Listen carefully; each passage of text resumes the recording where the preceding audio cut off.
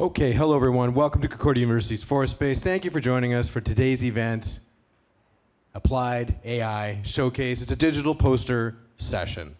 And just to help situate you, we're streaming to YouTube. We're live from Forest Space. We're located here on unceded Indigenous lands in Tiohtià:ke, Montreal. Here at Forest Space, we work with our university community to help mobilize knowledge, co-creating daily activities that examine research questions and projects in development here at the university, like these ones. We're running this also as a live stream Zoom meeting. I know we have one guest joining us. Hannah, I believe, is joining us via Zoom. The rest of you are here in the space and will be giving us the very short, I wouldn't say the presentation, short introduction to your work up at the podium. That's kind of the main event for the live stream. After that, we'll be closing that live stream and we'll have the more traditional poster session, which we'll talk a little bit about how to navigate that after the fact. But just to get us started and to give a bit of a context for today's event, I'm going to pass the mic over to Advisor in Knowledge Mobilization at the Applied AI Institute and the Office of the Vice President of Research and Graduate Studies, Lindsay Rodgers. Lindsay, thanks for coming in for this. Thank you. Thank you for hosting us, as usual. And Doug, feel like you should be on the radio at some point with that announcement voice. Thanks everyone so much for coming. I'm going to, because there are some new faces here, introduce the Applied AI Institute a little bit, and then you will be called up to present the posters one by one.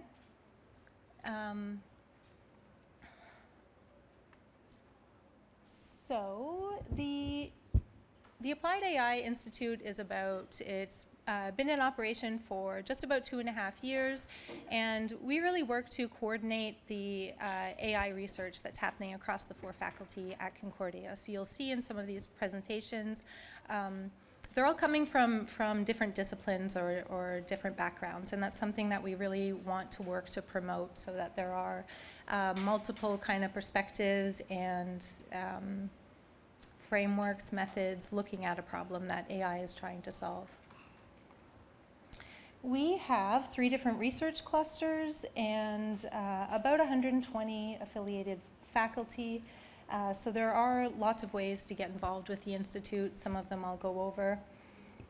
We always like to introduce our guiding principles at events because they inform a lot of the decisions that we make, the research that we fund, and so on. So they're distributed research, so it's not centralized within the Institute, but distributed. We acknowledge that bias is structural as well as statistical, so equity and justice within our work. Interdisciplinarity, as we have the opportunity to see here, which is exciting, and public interest, so research that tries to improve the status quo. And engaged leadership, so caring for AI's community and the consequences of AI. These are all things we try to weave into the work that we're doing. This is our leadership team, so this is reflected in the team in that there are 2 co-directors from the Department of Communication Studies and the Computer Science. We have an AI adoption team. We have members of the AI adoption team here today who work on projects incorporating these guiding principles and also ensuring that the AI that is developed and deployed is in line with responsible AI throughout the whole process. So not something that gets measured at the end, but something that starts at the beginning of the design and is present all the way through. Now I'm just going to mention some of the working groups that we have, because while you're here, you're the first to hear that we're announcing a funding call for our next iteration of working groups. So these are some of the ones that we have right now. One is working on AI in health, AI in synthetic biology. The Gen AI Studio is also an interesting one that's focused more on research creation with generative AI tools.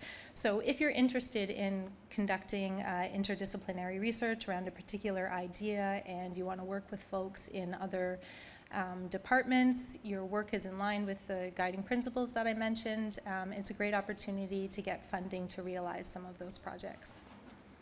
And these are ways that you can get involved. Sign up for our newsletter, follow us on LinkedIn, because this is where we will formally announce these things in the November newsletter. We also work in establishing feminist approaches to AI. So we have a gender equity mentoring program that's running right now, and we'll have a reading group that explores these approaches starting in January, so there's opportunities to sign up and participate. Soon we'll be hiring for three positions, and these will be announced in the November newsletter as well. And we have an event series that will be here taking place starting in January, and the first event is around this idea of inappropriate AI. So what are our expectations of AI, things like chatbots, and how we interact with them, and how can those be disrupted in a way that surprises us and is maybe funny. So that's all for me. For the next part of the event, you'll get called up here one by one. You'll tell us the name of your research project and also why it's important to you in 2024. I'll end with that and look forward to seeing your presentations. So the first on our list is Sayeda Shamma Alia with using semi-supervised learning for routine recognition to enable healthy aging using wearables. Hello everyone, I am Sayeda Shamma Alia. I am working on routine activity recognition. So my research question is, can we use our daily life, the devices that we use in our daily life to identify routine, and can we change any, can we detect any change from those routine? And I become interested in this research area because the number of elderly population is increasing, and we can, we are facing lots of difficulties in assisting them in a better way. So we need to use the devices that we already have in already using in our daily life. So for that reason, I've become interested in this research area, and that is my goal. Thank you. Number two coming up on for today is Algumaei diagnosis of mental health diseases using advanced blind source separation framework. Hello everyone, I am Ali. I am a PhD student at the Concordia Institute for Information System Engineering. Our research of questions explores the suicide as one of complicated issues around the world.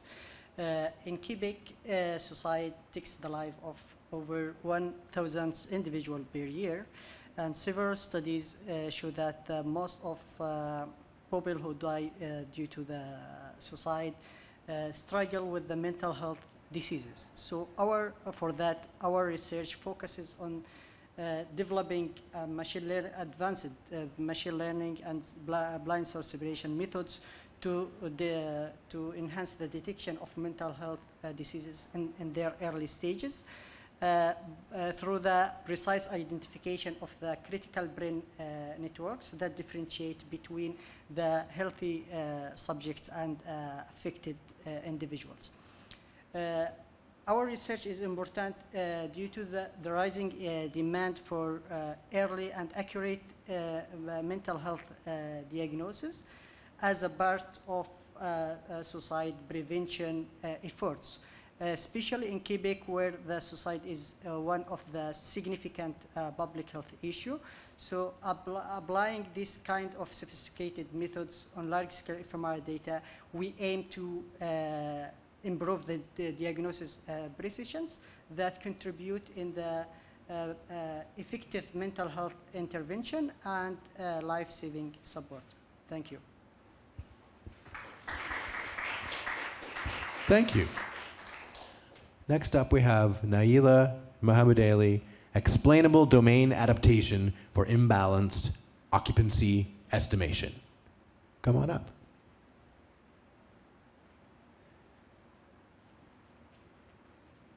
Hi everyone, my name is Naailah, and my research is on enhancing domain adaptation techniques to improve occupancy estimation in smart building while tackling with data imbalance and keeping the models explainable. So buildings They contribute globally like a really big proportion to an increase. I'm sorry. So buildings, they contribute to a significant amount of energy consumption and carbon emission. So optimizing the energy management can have a profound environmental impact. Accurate occupancy estimation is vital for HVAC system, adjusting energy distribution in real time based on actual occupancy help to reduce energy wastage. However, real-world data tend to be imbalanced. Conventional machine learning techniques may not work well due to limited label data. Hence, we use domain adaptation. But most of the time, these techniques tend to be very complex and they use deep learning. So it makes it quite difficult and impossible for us to know how these models came up with a particular prediction. So this can be very dangerous because it makes it difficult for us to identify bias and errors. And it can be quite life-threatening for a system like HVAC, which controls the heating and the air quality. So it is very important to come up with interpretable models that emphasizes on reliability, transparency, and accountability, especially at a time where responsible AI principles are increasingly being added to regulatory frameworks. Next up, we have Sayeda, innovative analysis of rhythms and behavioral patterns in wearable health technologies. So hello everyone, my name is Melika and I'm working in rhythm analysis in wearable technology for mental health management. And the question in our research is that are we able to find pattern in the rhythm of human bodies through the wearable devices like a smartphone, smartwatches, fitness tracker? Are we able to spot disruption in these patterns which can help us to identify mental health issues early on? And as we know, we are surrounded by wearable devices, all of us using them everywhere, every day. And also the technology is more powerful than ever, especially the AI. So by using these models, AI model technology, and the data we can get from these wearable devices, that they are continuous. So we are somehow will be able to actually predict and prevent mental health. It's not just only about fitness anymore, and it can be game changer. So I think we can help so many people. Thank you. Next up, we have Azfar Adib, age prediction using smartwatch-based electrocardiograms. Thanks, Douglas. Hi, all. Good evening. So my research question is, can we tell our age from our heart signal? Why do we need that? So there are some services like alcohol, cannabis, gambling. These are available only for adults. Another big use case is like the adult websites, which we don't want kids to access because nowadays there are a lot of instances of kids online abuse. Now, usually we use our ID card, like driving license, health card, to prove our age. But that does not protect our privacy. Like here in Canada, a survey by Interact in early this year shows that 77% Canadians are very concerned about their data privacy online. So is there any other way? So in my research, I am analyzing the heart signal, which is called ECG, electrocardiogram. And I get it from my smartwatch. So I am using AI to find out that whether this signal can tell us that whether we are a child or we are adults. That's all. Thank you. Thanks, Azfar. Next up, we have Mohammad, Akbar, non-intrusive load monitoring using machine and deep learning techniques. Hello, everyone. My name is Mohammad Kaosain Akbar, and my research focus is on non-intrusive load monitoring techniques using machine and deep learning approaches. So the main idea behind this research is we are obtaining electrical signals from our main supply, and we are analyzing this signal and breaking it down further into appliance level using deep learning and machine learning techniques. On a high level, it seems a very simple approach, but underneath there are certain factors that involves in understanding how the signals behave. And the main motivation and the underlying reason why this research is important is because slowly and steadily we are all moving towards smart cities and smart technologies, and sustainability is one of the primary goal in that domain. So with this approach, a user can actually monitor the appliance consumption, how much the appliances are consuming in his or her houses, and through this approach the user is also able to make a decision whether this appliance or that particular appliance is suitable, because it might consume much higher electricity than it should in some cases. So ultimately this research really helps in reducing carbon emission, energy wastage, also identify faulty appliances, and we are striving for enhancing further models to actually make good disaggregation approaches. Thank you very much. Thank you. Next up, Melika Kaosain, predicting the future failures of urban water systems, integrating climate change and machine learning prediction models. Hello everyone, I am Melika Kaosain, a PhD student in civil engineering. Currently I'm working on water main failure prediction in the face of climate change using machine learning algorithms. According to previous studies, water mains are highly affected by weather conditions. So the main question of our study is how climate change would affect the failure of water mains. And so for this, and also this is important to improve the maintenance and rehabilitation plans to avoid further failures and avoid the significant impacts of these failures as demonstrated by recent incidents of water main breaks in Montreal and Calgary.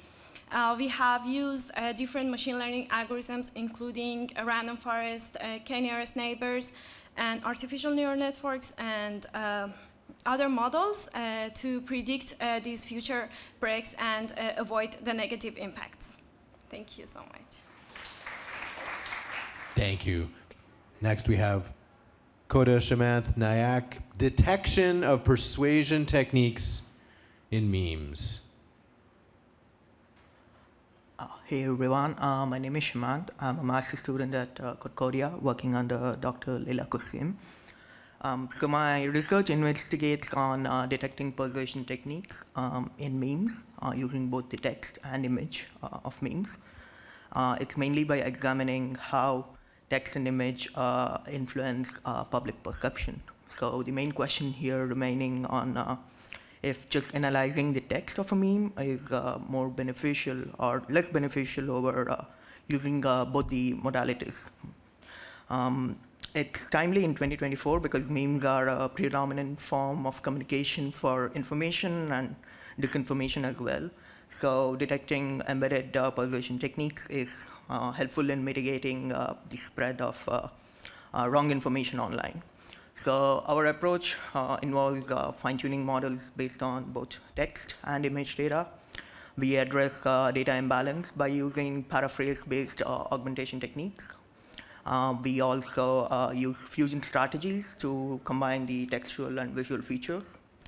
Additionally, we also perform experiments in zero-shot setting with GPT-4 vision to kind of emulate with 4 different progressively complex prompts. This helps in kind of emulating a chain of thought reasoning process and also gives us a baseline to compare our systems to. So all in all, this research helps in or contributes to the growing work of developing robust models for detecting disinformation across multimodal formats. Thank you. Next up, we have Yara Stuhi, deploying and evaluating a conversational agent using LLIMS in an academic setting. Hello everyone, my name is Yara. I'm a 4th year computer engineering student and a research assistant on the Gabi project. I'm excited to be here today and to show you what we've been working on for almost over a year. Our main question going into this was, can we build a chatbot that's better than a website search box for students who need library help? And so coming up with that, we wanted to build a chatbot that is customized to the library data set that can answer the questions of students in a more specific or library-specific manner. And also our main goal was, or one of our other goals was evaluate or like comparing different LLMs and evaluating them or developing a method or methods to evaluate them. So you might ask, why don't we just use ChatGPT, or why should students use this specific tool instead of ChatGPT or other different LLMs? And the reason for that is because we wanted a tool that is specific or that can answer questions specific to our library with our custom data set. So yeah, with that being said, why is it important to us why is this research important to us in 2024 is because AI has become very, very important and we use it in our daily lives. People of different disciplines and ages use this tool, and so okay, so it's used in ways good or bad, and we wanted to make sure that we can show that it can be used in a responsible way. We wanted to show that it can be used in a responsible way in the context of academic environments or libraries. And yeah, that is it for me. Thank you. Thank you. Next up, we have Andre Nyagu, Deep Reinforcement Learning for Financial Decision Making.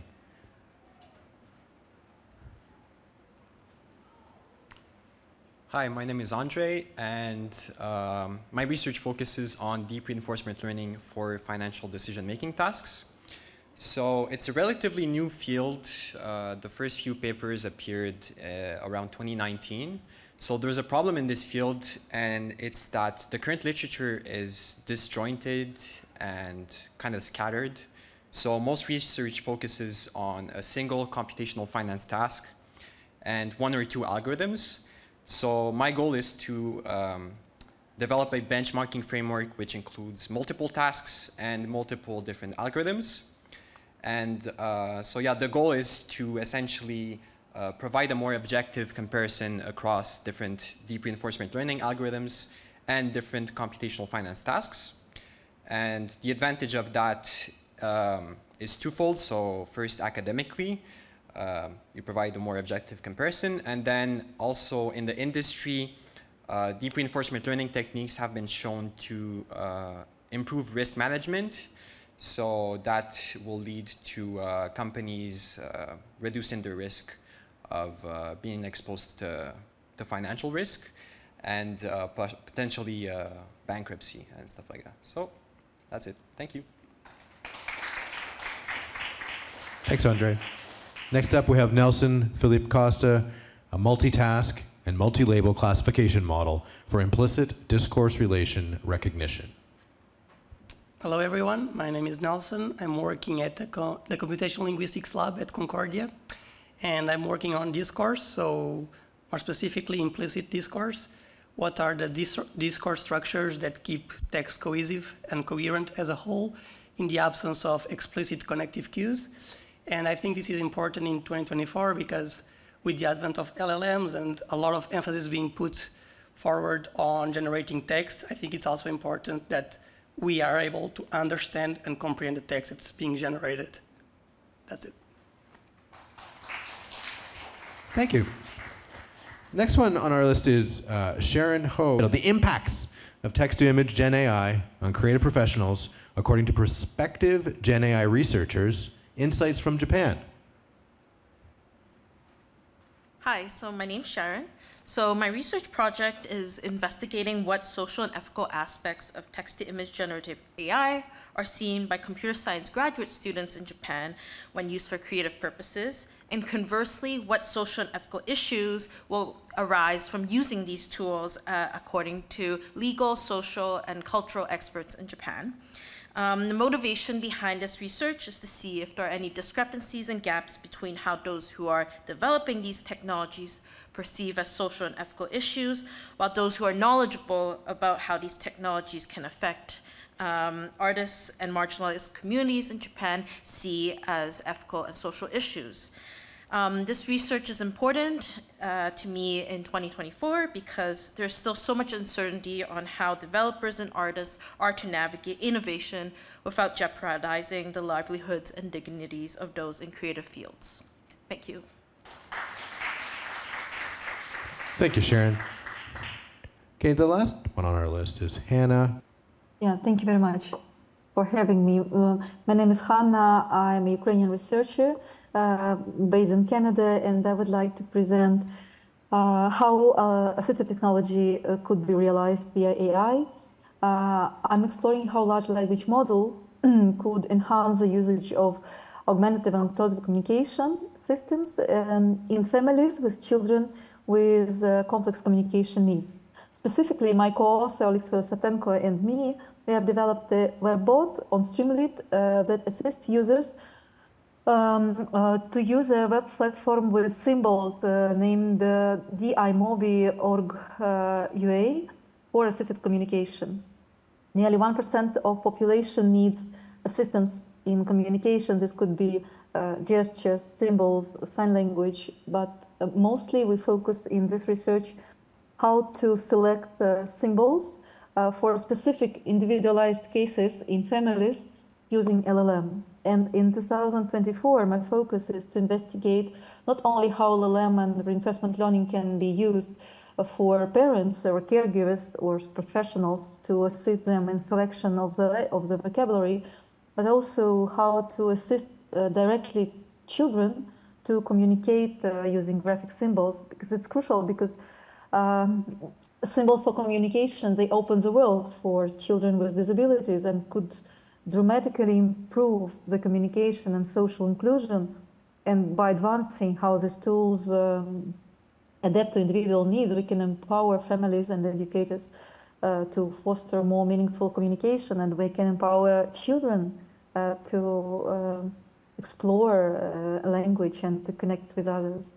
And thank you very much for the opportunity to present here today online. Thank you, Hannah. And thanks to everyone. That was the last presentation. Oh, we have one more, says Lindsay. Hold on. We're going to figure it out. My name is Erin Hazard. I'm Ines Gonzalez-Pepe. We are working on a mapping site and chatbot for sexual and reproductive health access and information.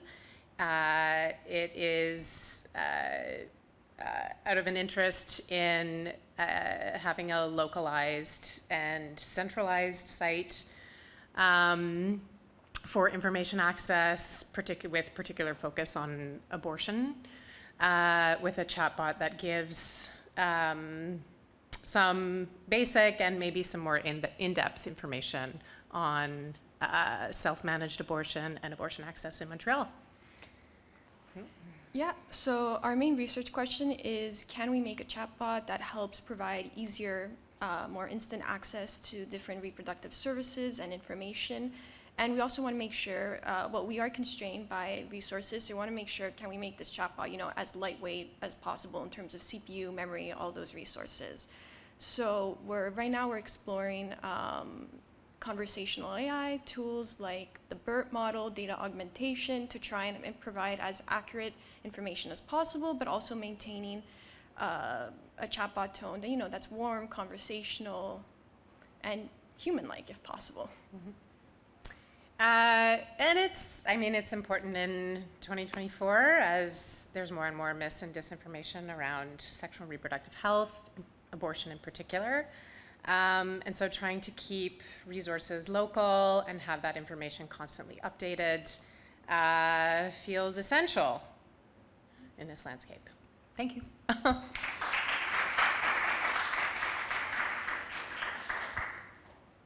And those of you joining us online, we're going to be closing up the live stream in the Zoom now.